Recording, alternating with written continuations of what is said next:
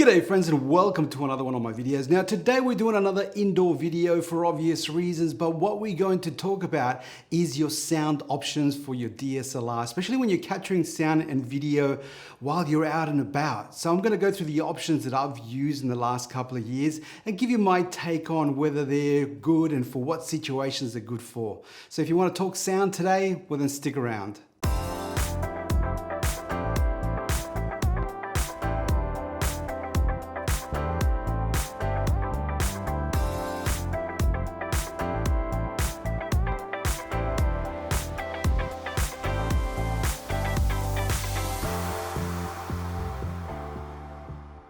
And welcome back. Now the mic that you're probably more likely to see while you're out and about or while you're watching some YouTubes is this device called the Rode VideoMic Pro. Now this device is one of the very first mics I bought. Obviously everyone was using it on YouTube, and it was one of the, I guess, leading mics for capturing great sound while you were out and about. Now, one of the things that I love about this mic is that it's got different enhancements in the back. Now, it's got a low pass filter as well as different gain levels in case the sound is either way too hot or maybe you need to boost it a little bit. It runs on battery, and I am pretty happy that this guy never runs out of battery. It uses minimal battery. I wouldn't say it never runs out of it, but I think in the last 2 years that I've been doing YouTube videos, I've only changed the battery once, and that was because I forgot to turn it off one time. So that brings me to one of the cons of this particular mic, especially the earlier series. Now this has been corrected in the later series, which is the VideoMic Pro Plus. Now this particular device has a on and off switch. So I will turn this device on, and as you can see, I've got a light in the back. Now that is the only indicator that the device is actually on. And what happens is that when I have the dead cat on, obviously this is to protect from the wind sound, it covers the light. And so if you're not careful and if you don't remember, you end up using your battery because you forget to turn it off. Now, like I said, the new version of this particular mic allows you to turn it on and off depending on the camera. So it detects the power coming through the jack, and then it turns on the mic and turns it off when the camera's off, which is a great feature. So if you're looking at this type of mic, which is like almost like an on-camera shotgun mic that sits on the hot shoe, I do suggest that you probably go for the later model. Like I said, I'm pretty happy with this one. The sound that it captures is pretty good. Now, why have I not continued using this one? Well, that's a good question. So let's look at the next mic. As time progressed, I moved on to another mic. Now, this guy is the Rode VideoMic Pro. Now, I am going to confess, I am a Rode fanboy, primarily because they're an Australian company and they make awesome products. Now, what else can I say? Now, this guy became my go-to mic because of its compact size. Now, I was traveling a lot and I had that incident with the battery running out with the larger mic, and so I decided to carry this one because it's powered by the camera, right? So that's one of the big benefits of this particular device. Now, it's powered by the camera and it's also tiny and portable, which I'm a big fan of, and it comes with its own little Rycote mount, which I really love because it does stop the vibrations, right? But one of the things that I wanted to show you is this particular device has a little tool set that not many people know about. So if you have a look at the back here, it actually has these little notches, and those little notches are not for decoration or grip. They're actually to make sure that you've got a good, a handle on the cable so your microphone doesn't flop around. Now, the other problem that I had when I first got this one, it came detached from the dead kitten. And when I plugged it in or I installed it, I didn't go far enough. I was being too gentle with it. The problem that was created was the fact that it let some air in through the back of the mic right there, right? So when I was facing the wind was coming my way, it was entering through the gap in the back, and then it was creating this noise.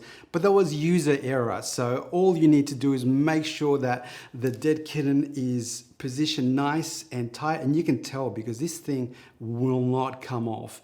And I did end up losing the dead kitten when I was filming in another particular video. I'll put the link to it up there. And it was because I was on top of the Harbour Bridge, and a big gust of wind came down and the dead kitten just flew off, and it was already dead, so it's not like I killed it again, right?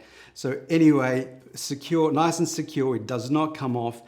Mobile, so this guy is one of my favorite go-to mics until the next mic came along. As time progressed, I discovered a new technology. Obviously it wasn't new, it'd been around for a long time, but it's these guys, the Rode Link microphone, wireless microphones. Now these guys were just the next level. I love these devices. The quality you can get from the Rode Links are extraordinary, and they're like industry class. So you can use these and create beautiful recordings at a big distance. And that's what I wanted to do. I wanted to experiment with being further away from the camera and seeing if I could get some clean sound from that way. Now, the benefits for these devices obviously is that they are very robust. These guys are high-grade plastic, and they have beautiful clean sound. I've never had a problem with these guys. Now, from a usability perspective, I did find that they do have some setups. So right at the beginning, they have to be paired, and you have to make sure that they're in the right frequency. And it's not, let's call it plug and play. You just can't pull them out of the box and then start playing with them.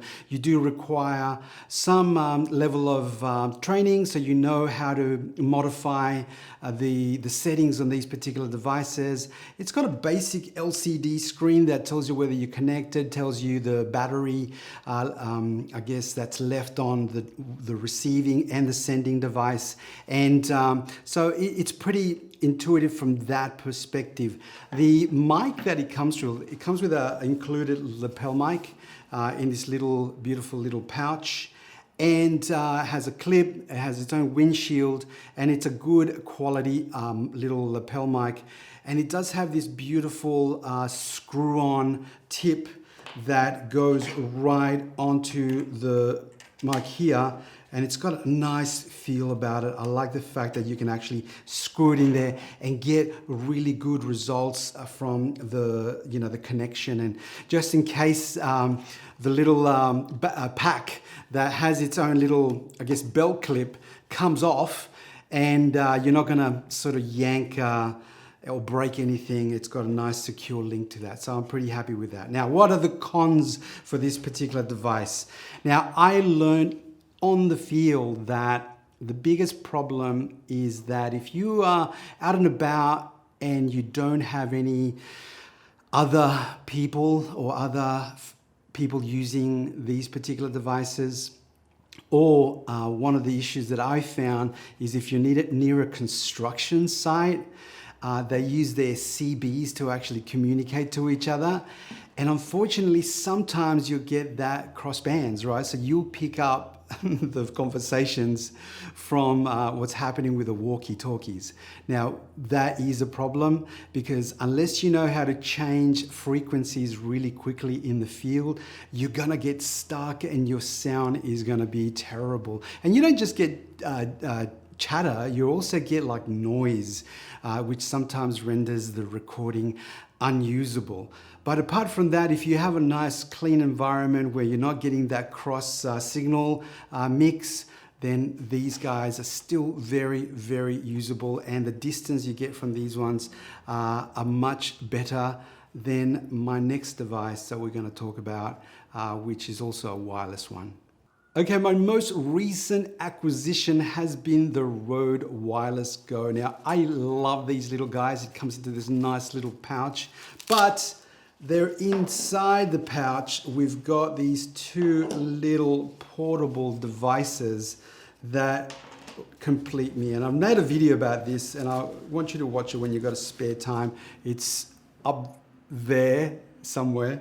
So anyway, the Rode Wireless Go is one of these newer Bluetooth devices, and the user experience is a lot cleaner than the Rode Links.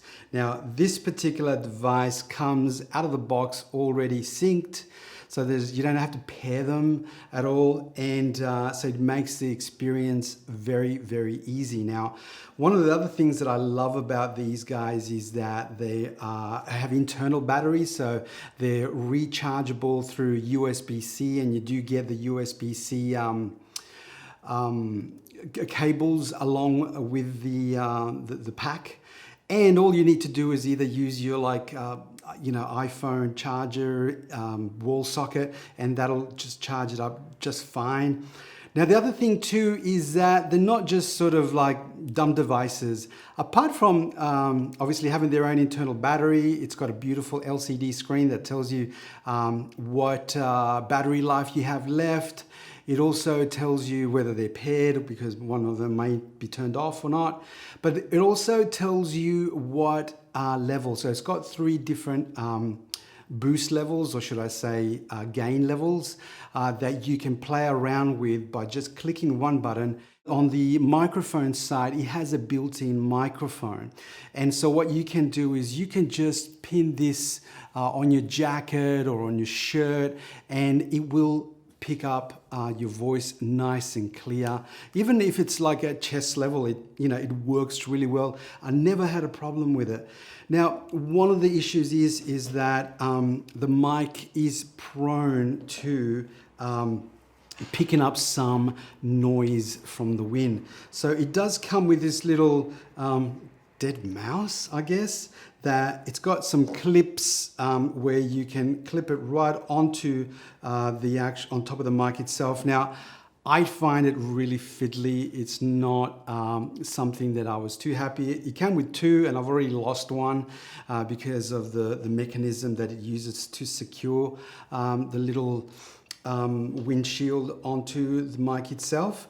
But once it's on, it does a reasonably good job. It doesn't do a perfect job, but it does a reasonably good job. Now, the great thing about it, since then, Rode has released some lav mics that are specifically designed to work with this particular device. Now, this is the older one, which is the one that was TRRS, which was meant to be used on Apple devices before they got rid of the 3.5mm jack. And so I was using that one with an adapter originally. Now, the great thing about it is that Rode has introduced a lapel mic that's designed specifically for the Rode Wireless Go. Now, it's unlike its predecessor, the TRRS one, which was designed for the Apple devices.